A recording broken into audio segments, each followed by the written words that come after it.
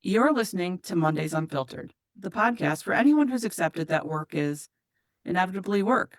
We're your hosts, Heather and Kristin. We break down burnout, baffling policies, and corporate chaos with dry humor and real solutions.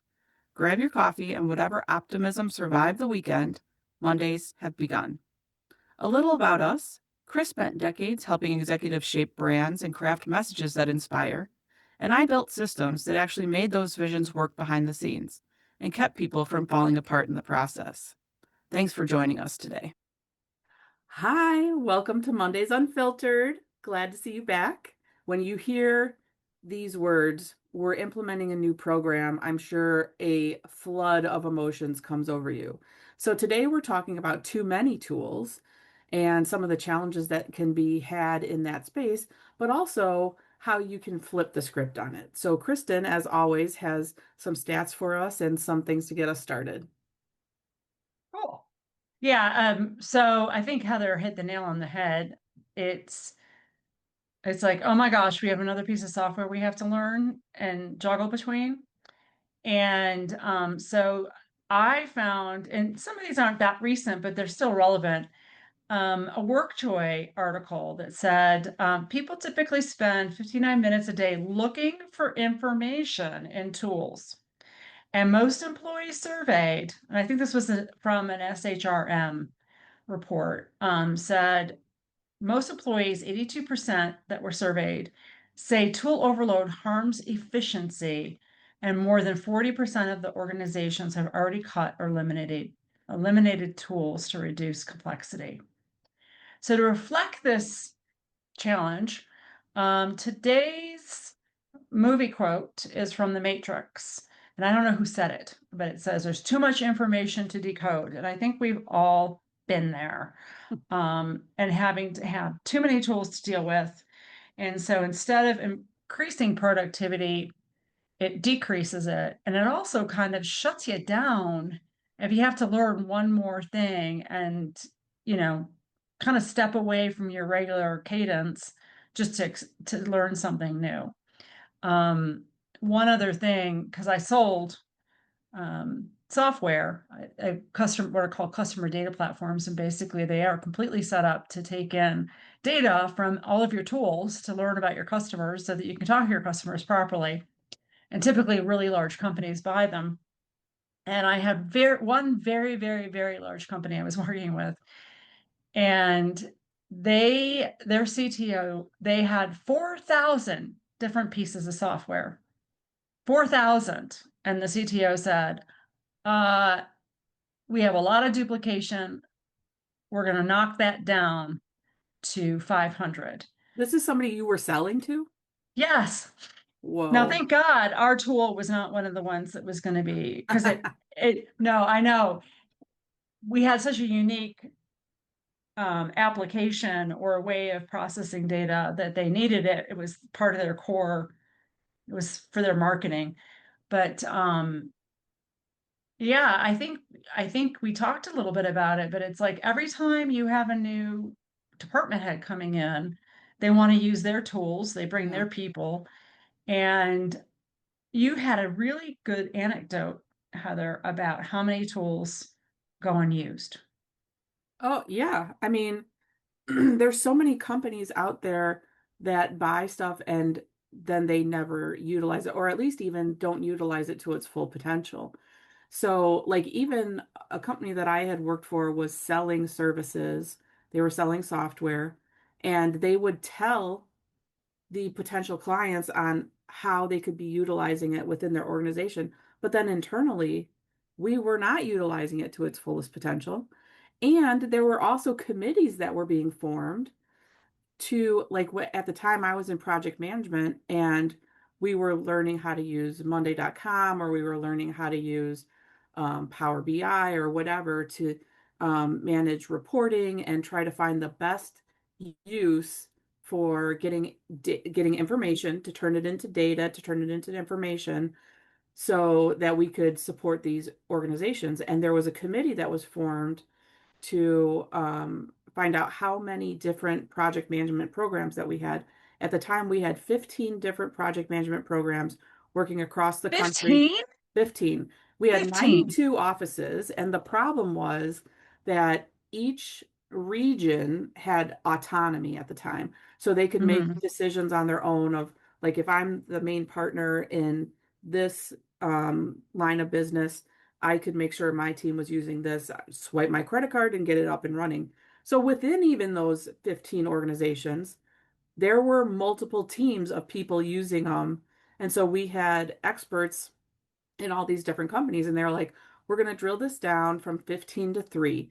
So if you work in this company and you need a project management tool, you'll have an opportunity to choose of these 3 programs to work from because people were just willy-nilly buying services, and it wasn't only in project management. So like that's just project management. So talk about 4,000 different programs. I'm sure there Well, was and plenty of other things like that across the country. I remember when it was marketing, when they were trying to move to brand and people were buying their own merch before it was centralized. And so you're like, oh, my cousin owns a print shop. And so we'd go, here's our logo and print it off, but we wanted it in purple. Well, that's not brand color. So they had to dial that back down. I mean, that goes on all over the that place. company needed a really strong CFO. Yeah, they did turn And it around. They did turn it around, but it was interesting to see all this randomness going on in a single company because they were run by their regions rather than an overarching umbrella at the time. so I see lots of different Uber challenges when you've got too many tools. Number one, how are you communicating with each other? So Right. inefficient communication, Hmm. inefficient project management ability. Uh, not even to touch on the fact that you're spending way too much money for things that you don't even need. There has to be a governance. So in this case, the example that I gave you, and this was happening a lot when I was at this company, a lot of companies were consolidating Yeah. tools. Yeah. And me being a data geek, so I was selling data or tools that dealt with data, or marketing data or media data or whatever that might be, is security. Mm. Hmm. So you have data leakages, you have Hmm. extra ways into your company, the more software that you have, Hmm. there's a lot more, Yeah. uh, it's fragile. Your Right. ecosystems are incredibly fragile. So, Right. not to mention the fact that you're asking your employees to learn a bunch of tools that may not Well, even talk to each other and yeah. enhance their productivity. I remember there was an uprising at one point when I was working in business development and we had learned Power BI and we were learning smart sheets and we were developing dashboards where the systems were starting to talk to each other, where you could get input from CRM, you could get input from Excel, and it's all in one, you know, dashboard for people to see. They were like, I'm not learning anything else, and they wouldn't use it. Right. Well, yeah. I mean, that's why like what I was selling was a customer data platform. So basically it took the feeds, it did integrations Yeah. and helped it translate the data and stuff. That's a very And simplistic talk view of about it. like a data geek. I was like, oh, talk to each other. Yeah, you could probably go work for a customer data platform because they don't just take in marketing data, they take in all kinds of data, but um and then they keep it safe. But I'm not here to sell one. It was really, really interesting because we did have, a special team, customer success, that would actually work with the customers. Are you using this? Do you know how to use it? Yeah. Do you know how the integrations, how things get hooked in?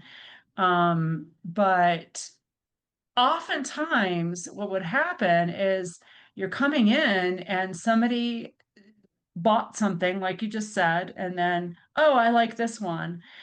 Hmm. Like I said, what I was working with, because I was working with, enterprise companies, this was becoming the way of the dodo bird in terms of anyone being given carte blanche to go buy anything in there herself. It was Yeah. really being That's, scrutinized yeah. in most corporations because it's a huge data leak, it's a huge time suck. There's a whole bunch of stuff, but that's why also we worked with systems integrators, and their specific roles, Hmm.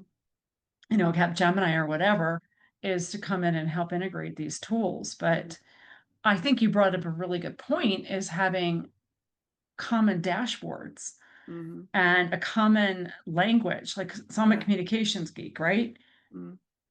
It takes a lot longer to set things up properly, have a committee to get your silos, get people from silos in different silos and sit down and say, what do you need out of this system? What do you need out of this system?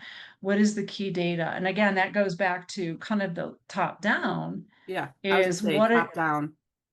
what are your KPIs? What are your Asking the goals? right questions and having Yeah. them talk to each other. So I read something recently where I think it was in Harvard Business Review where the C-suite executives that have like they're their own board in the organization are not thinking cohesively often. They're thinking about their own industry or their own line of business, whatever it may be, rather than thinking as a group how we can perform rather than how my team performs. Well, and that's again, Patrick Lencioni was talking about the five dysfunctions of a team is being only concerned about your and your team's productivity Hmm. versus understanding the Right. interconnectivity Hmm. between the silos. And I had jobs where my whole job was to stand up a product and sell it. Hmm. I was in sales, but my function was to take all of the cogs all over the place, put it together in something cohesive to sell it. And it was almost like pulling teeth sometimes to get It was. different silos to Hmm. work together. Hmm. Again, to me, that's a cultural top-down thing. It And is. it's very, very hard. That's why there are management consultants that come in. And you were talking about leadership, but oftentimes it's creating again a culture, we talked about this Yep. recently, Yep. where people are encouraged to collaborate Hmm. across those silos. Well, and it's going back to the whole question of tools and people and having too many tools. And I think one of the examples you gave is in the company you're at, they said, okay, we have 45 project management softwares. We're Yeah. going to sign up for three. We're going to, it's again, it's a top-down decision to say, look, we got too much going on here. We have too Yeah. much money going out the door, and people are not communicating Hmm. effectively with each other because we have 45 project Hmm. management Hmm. softwares and everybody has to learn something new. And then you don't get any depth to it. Like software sellers don't like hearing this. Like, we're not going to consolidate Like, tools I would because rather a because software be removed than a staff member. right. But so it's and sometimes it is hard. You have different, especially in large companies, you have different functions, but and they need different things. Right. But But what value do they bring? I would say if everybody understands kind of what the larger goal is Right. of whatever that silo in that organization. I mean, there are different divisions, right? So we're talking about within a division, Hmm.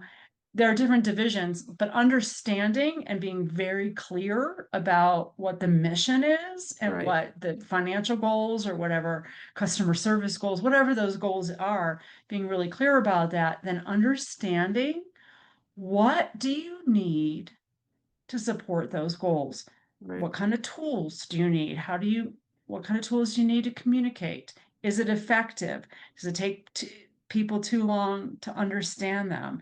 And then being really clear about that, and then what you need to bring in or get rid of. Right. And people will breathe a sigh of relief. Now, there are some people that like, I like this tool. I'm used to Mm. this tool. I don't want to give it Right. up. Right. But you can't really run a company and say, well, we've got this little group over here that really likes Right. XYZ. But if they're not asking the right questions from the top down, like you said, the KPIs are important because they shape the decisions. And so if the leadership is saying, we're switching to this because of this, but they're not asking the questions of the people who want to hold on to the old program, why, what's different, what's missing, what needs to be integrated. If you switch to this, what will the challenge be? If those questions are not being communicated across lines, then you could be wasting your time. Like I was saying there was a service that was sold at a company I worked at, and when we did the annual checkup on the client, they had not utilized the software. And the question was posed, like, why you spent however many hundreds of thousands of dollars to implement this program in your team and you never utilized it? Why? Did you find out the answer? No, they never went and checked. Apparently it wasn't important. But that was not, I mean, I did my due diligence saying, following up and saying this is something we should look into. But that's where I say a lot of these tools are implemented and they might be used for a microgram of what their Hmm. accessibility is. What can you do to more fully utilize a program? Are you using it to its fullest potential? Can you take something off the shelf and make adjustments to it so that it suits the need that you have, or even something that you have existing? Can you find out how it could potentially solve this other problem that you have? So looking more into the full utilization of a program before buying more. Well, and 100%. And like, again, the reason why the company I represented, and it happened to be a really, really good tool, um, it had a lot of integrations. Hmm. So granted, you had to have people on our end to help you configure it, but we had a lot of integrations. So, is there flexibility if you're not getting the reports out of it or the information out of it, or it's not translating? Tools can be great if you're communicating. If you're If doing if it if right. if you're doing it right and it's serving the purpose and it's enhancing employees' ability to. Right. That's good. Wow. That's good because seriously, like I was saying when we had a meeting with Microsoft where they showed us how before Copilot launched how it would how a week's worth of work could be reduced into a 15-minute window where the meeting notes were being recorded, they were being extracted into Word, they were being analyzed by AI. You got a summary. You could take that summary and input it into an email. It could be sent out to the team. The details of the summary could be created into a PowerPoint. I mean, all of this happened in a minute's worth of time, and I was mind blown. This is 5 years ago, and I'm still like, that was the craziest thing I had ever seen. But it elevated the employee. So now I wasn't working for a week on data and minute details. I could take those details and I could enhance my role. And that was awesome. Well, it gave you more intelligence, and It was then you could be cool. more effective. And we did have a conversation about AI kind of displacing human beings.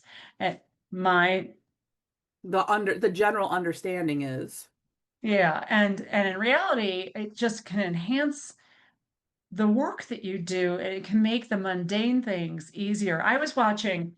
This is kind of interesting. So have you ever seen The Pit? no, but I've seen it On on there. I haven't watched it yet. Oh, it's so good. Okay. So the second season, and I bring this up for a reason. So it's not about emergency room. The point I'm making is not about an emergency room. So the attending physician it's played by Noah Wiley. He's gonna go on a sabbatical, and they bring in this woman who is about improving processes and that kind of thing in the ER. And there's a couple of little issues that happen. Like she's like, oh, everybody has to have a passport, meaning all of the patients will get expectations, like how long it'll take to get an X-ray, da, da, da, da. And somebody comes up to her and says, hey, your passport says like it'll only take me 2 hours to get an X-ray. It's been 4. Well, it's a busy weekend. So she's into all this automation, and she brings in this AI tool to help the residents write their notes, chart. And so, you speak into the thing. And the last episode I watched, this somebody was sent upstairs to have surgery, and a very angry surgeon comes downstairs, and I can't even begin to tell you some of the words that they were using, sacrilege, blah blah blah blah blah. This patient was sent up with this kind of information, and I needed to know XYZ, and this it said this, and they found out that the AI, so somewhat, natural language processing was, conflagging some of the names and some of the diagnoses and some of the some of the things. And so it was interesting because, here it was, let's do this new tool, let's introduce this new thing in here.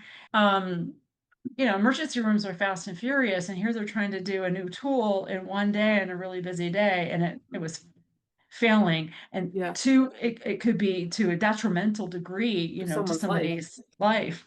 Yeah. Yeah, I was watching Nurse Jackie, and it's an old program, but in there they replaced the pharmacist with a pill dispenser system. And Oh so you had boy. to put a code in, and then it would open this little door, and you could get your pill out. But at one point, the network wasn't working, and so there was a line of physicians waiting for a pill dispensement. And what they ended up doing was she just put in every code, and all the doors popped open and people just started grabbing their pills. It was ridiculous. Well, no, I mean, think about it when you have a tool that absolutely fails, Yeah. or, uh, again, in this particular incident on the pit, this particular doctor was a tool junkie, and it was actually getting in the way. Hmm. Number one, it was threatening somebody's life, but it Right. was getting in the way of the cadence of the way Yeah. that the department was working. And in this case, it was really they were relying on the expertise of the doctors, the nurses, Hmm. the emergency care workers that had brought people in. So you put something wrong in a tool and you're, you know, Yeah, that reminds me of in, garbage out, with mhm. any data system. And that's been going on for decades, like back to Access, Microsoft Access. Put it garbage in when Oh run the my gosh, I report, it remember gets learning it access. gets garbage. But Yeah. when we switched over to CRM, we we took the data from the previous program, imported it into the Microsoft program, but you just imported junk. Well, that's the big issue. You can't just you have to have somebody watching things, and like this doctor said in the pit, well, you have to edit it, you have to read it and make sure it's correct. Right. Well, okay, so I just spent all this time speaking into this charting thing, and you're already telling me I'm behind in my charting, and now I have to go back and read what I just put in there to make sure it's accurate, and then I have to go fix it. So I remember when I first started, again, I'm dating myself, at AOL, and we had AIM, AIM, Ah, yeah. instant messenger, which was great. And I'm a people person. I was working in a people thing. Hmm. What I was doing was communicating with people and whatnot. It's always kind of been my job. And we were in cubes. And I remember my colleague, I think text is great. Like if you have a quick thing, like, hey, I'm going to call on this, da, da, da. With this thing going back and forth that needed to be ironed out. Hmm. She was 2 cubes away from me, and she's like, "Tee, Yeah. tee, tee, tee, tee, tee." And I went out of my cube, I went over to her, and I said, "Can we talk about this? Like, it'll take 2 seconds to figure out what it is we were talking about, rather than you just trying to." Because when you have like a texting, and you've lost context Hmm. and what you're Well, referring and to, everything is and it's shortened long. now. Everything's initials. Like you can Oh, do a whole sentence in initials. so I was like, just I tell a lot of people, like, now we have the beauty now of this Read AI thing to, look through notes. And for the most part, it's right, but I do audit it to make Hmm. sure it's correct. It saves, to your point, it saves a lot of time Hmm. when you've had an online conversation. Hmm. There's Gong.io that we used in sales that, would record what your client said. It Hmm. also would check to make sure that you weren't talking too much. Um, but you still have to have personal interaction to really get the nuance. Yeah. Pick up the phone. It's my favorite.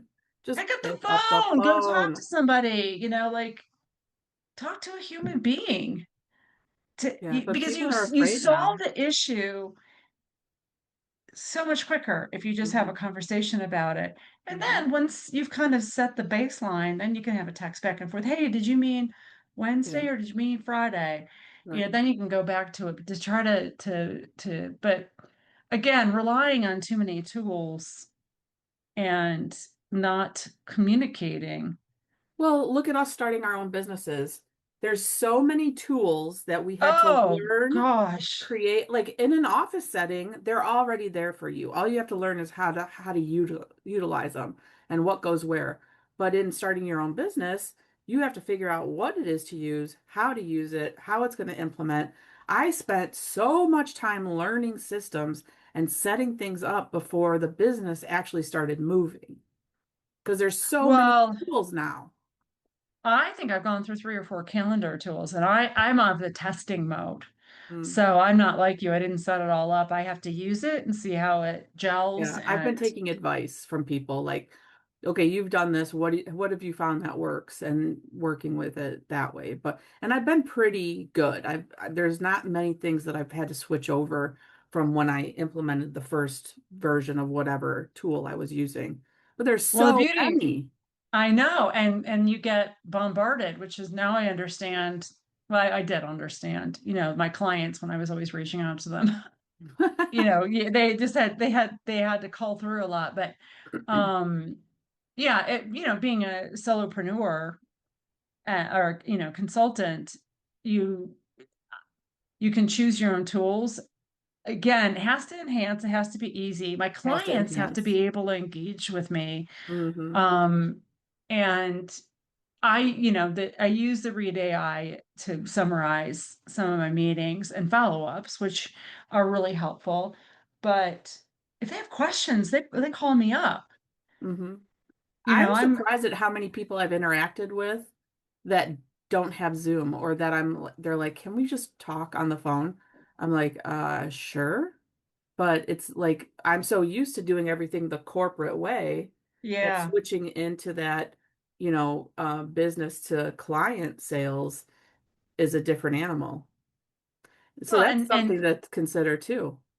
yeah, yeah. I mean, well, I use Zoom for longer meetings, but certainly if it's just a quick touch base, you can call me. Yeah. Um, and I use email for like summaries or agreed upon action. This has been a habit of mine anyways, ever since I've been working, as I use emails for summaries and follow-ups and to make sure that we understand each other and CYA have a Hmm. and then my our big issue, when you're a salesperson is like, oh my God, I got to enter this again into Hmm. Salesforce. Hmm. And that's getting smarter in terms of integration. So you're not having to repeat yourself if you're Yeah. having to do reporting and stuff. Um, Well, and even the but apps, so many things can be done on your phone now that like you don't have to carry your big laptop around anymore. Like there's so many, like you can do CRM on your phone, you can do Zoom on your phone. There's so many opportunities that you can do with this small device. Even though we're talking about a lot of tools, they're at least being integrated into one system. yeah, it was funny though, because the other day I had to do a contract Hmm. and I'm still playing around with different my favorite, I love DocuSign because I've used DocuSign a Hmm. lot. But I had to do a legal contract and I was playing around but anyways, so I was on my phone and I was playing with it and trying to do a contract on my phone. And I got a message on it that said, your screen is not large enough to do this contract. So I still had to go home anyway and grab my laptop to get the contract done. So and when you are doing stuff like that too, I don't necessarily like to do things on It's my much, phone. yeah, I definitely feel more functional on my laptop, but I Yeah. do have the ability at least. Yeah. Yeah. I mean, but I think, I like to train people. I was involved in mentoring and training, younger salespeople. And it was astounding to me how I was like, stop trying to just email and use your tool or whatever, Slack or whatever it is, because we had a Slack channel for Mm. like, just pick up the phone, and, stop. Because that's the other thing is you could rely on tools so much Uh-huh. that you take the human element out of it. Oh yeah, that's happened. That's already happened. And I'm hoping that it's coming back the other direction now. I feel Yeah. like I feel like people are wanting the more personal. There's even somebody said to me today, why can't it just be 1980 again? Yeah, I mean it's garbage in, garbage out. You know, I think that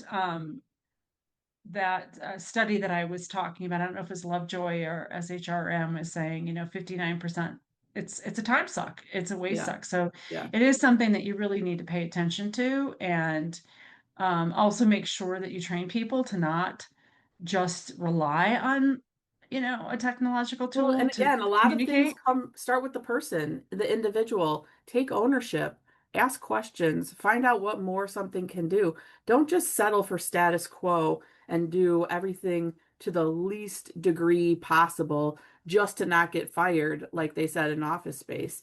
Like, take it a step farther, turn it into your career, take ownership, find out. Like, I loved when I would like, I can teach you how to do that because I learned how to do something else.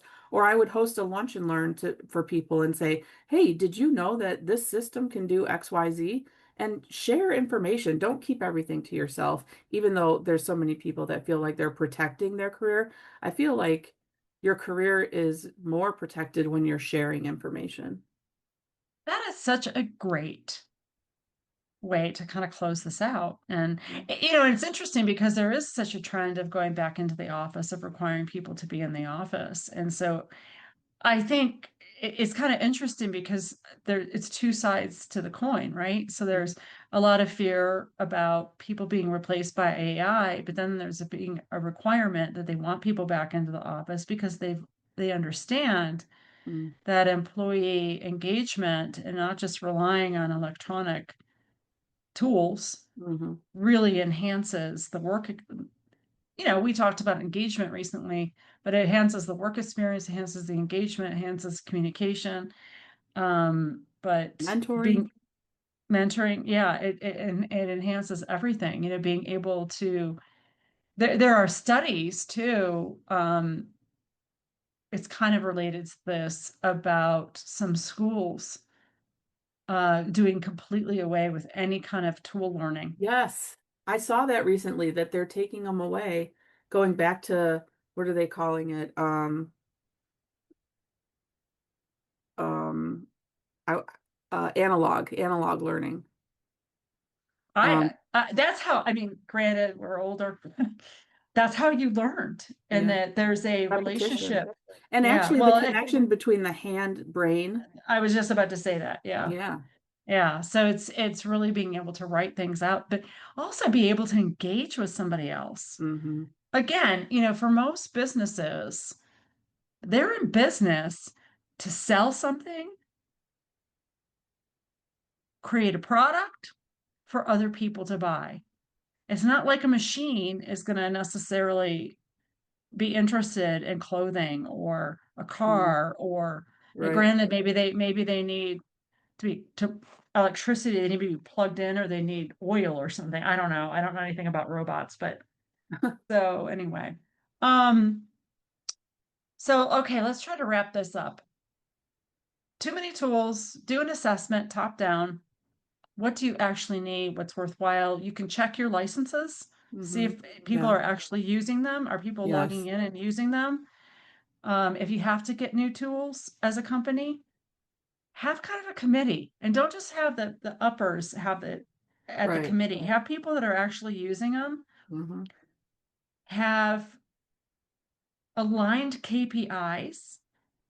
And does the tool enhance the ability to achieve those KPIs, or communication in some way, or access to data in some way? Um, but don't just have a tool because it's a cool tool and it's the newest thing. And are you utilizing it to its fullest extent? But the biggest thing is make sure people you check with people to understand how are they using it, what's the information they're getting out of it before you tank it. So is there anything else that you have to add to that, Heather? You had No, some good I you had like some the good points. committee. I like the committee especially, but even within the committee, have a testing period. before you transition something. That's a good point. Test it. And again, have the people that are using it test it Mm-hmm. and understand the goals of the company and the KPI to make sure that it's supporting those and the output that you're getting from it Yeah. supports your mission. Yeah. So Mhm. until next time, stay Stay unfiltered. unfiltered. Please write us. We need some more stuff coming in. We'll talk with you soon. That's it for this episode of Mondays Unfiltered. If something today made you laugh, think, cringe, or finally question the workplace norms you've been conditioned to accept, good. That's where change begins.